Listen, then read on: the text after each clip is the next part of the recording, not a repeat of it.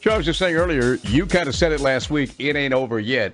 That's right. And when you look at things the way they could pan out, if the Reds could, I guess they hold their destiny by got to win the whole time. But then again, there ain't no other talk, pal. You got to win. You can't just take 2 of 3. You might, but 3 of 3 would put you in not the catbird seat, but give you a better chance. That's how you make hay. Yes. Yeah. What did the Cardinals do today? They lost to Houston. They lost to Houston. Let's see. Who else is Phillies are getting beat by Atlanta. Yeah. That's good. So, I think the Giants, what'd they do? They played yet. Haven't played yet. New York's playing Florida at Florida. So, just take care of our part. They'll take care of things in those other places, but we got to take care of things right here in good old Great America. Segi was saying it may be better just to concentrate. I mean, like you said, but if you look at St. Louis and look at this scenario, let's say Houston, they seem to have St. Louis's number at this point in time. Let's say Houston takes them and wins 3 out of 3, 2 out of 3, something like that. Then they go into next week. They're only 1 or 2 out. Right. The Reds end up going to Houston. They could control their destiny if they win this series here. But it's one game at a time. One game at a time. What's that song? One day at a time. One day. What is that, Duke?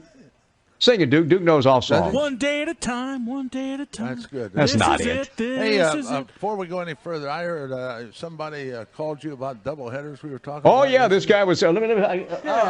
Big Mouth was making fun of you, Joe. Well, let me say this. Apparently, the guy misunderstood what we were saying because back in our day, every Sunday was a scheduled doubleheader, and we didn't mind it then because, like I said, though, the guy that had to pitch the second game was kind of boring because you had to sit around and do nothing, so to speak. Well, and you're kind of apprehensive too, thinking, well, I've got to wait this, and you got a lot of churning going on in there. This guy was talking about guys, making all that money and all that jazz.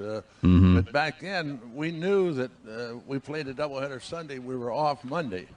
See, nowadays, the only time they have doubleheaders is a rain out, and you're not used to it. So you continue working all the time. I understand his point about fans, but the biggest crowd we'd have back then would be a doubleheader Sunday.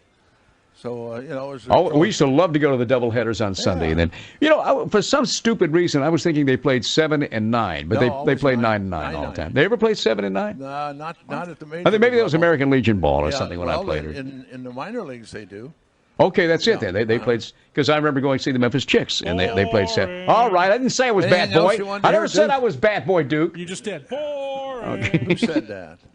So anyway, who's starting tonight, Joe? Well, Kyle Alosh is starting tonight, and he's pitched very well. And he's got a pretty good one on the mound against him, though, and Peavy. So Peavy's had a lot of success against the Reds, but only the Reds. It seems that when he's playing for San Diego, they give him no support. Until that last game, they didn't give him much support either. He shut out. He struck out about 14. Yeah, but he kind of didn't need a lot of support, did he? That's all right. Hey, what is it about that? You get a guy that a team just seems to never give a certain guy on a team support. I mean, there's always somebody on. It seems like in the starting rotations like that. You just can't seem to get him any runs.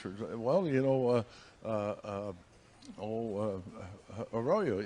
Arroyo was like that for a while, yeah. So, trying to get that 10th win, remember? Yeah. I mean, he would pitch well going into 7 most of the time, and then they just couldn't seem to get him enough runs. There's always somebody on the starting rotation that has to bear the brunt of that for some reason. It's pretty much the history of the game. I can't believe they got that game in last night. I mean, I didn't think that was going to happen at all. How many fans showed up at the ballpark? Did you see? There was 15,000. 15,000 there? Yeah. Which means what, about 7 or 8? I don't. I didn't. Honestly, the reason I didn't come down is I said, boy, they're going to have all kind of rain delays. That's what I thought too. When you looked at the radar, it was supposed to do that. Did not have one rain delay. Well, before it hit extra innings, it was looking like a quick game. Yeah. So, and then the Reds went up, and then they got. But how about Jason LaRue last night? It was nice to see him do something well. Absolutely. I like him. It's been a tough year for Jason. He came out of spring training, looked like he was the number 1 catcher, but Ross took over, and you got to take your hat off and do the best you can, and I think Jason basically has tried to do that. Hey, let me ask you this: as far as we're talking about catchers, it seems like Valentin is a better hitter of all the catchers consistently. What about his defense? Is that his problem? He's I'd say adequate. Adequate on Not defense? Great, you know, Yeah. He does a good job back there, but I don't know how Jerry probably looks at the way they call a game and how pitchers pitch to the different guys, and Ross seems to get more out of the pitchers maybe than either Jason or Valentin. He caught Ramirez while he was here each time he started. There's a lot more that goes in the equation than we lowly lay folk know about. Well, I think, and also I think you pitcher and the catcher, they get on the same wavelength too. I know what you mean.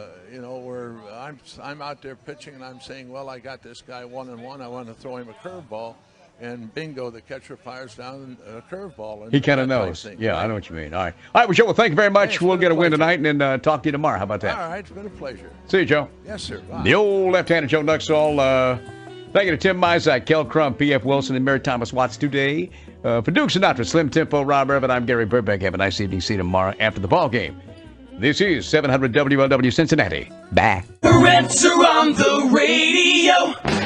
You've been listening to the Nuxhall Report on the home of the Reds, 700 WLW.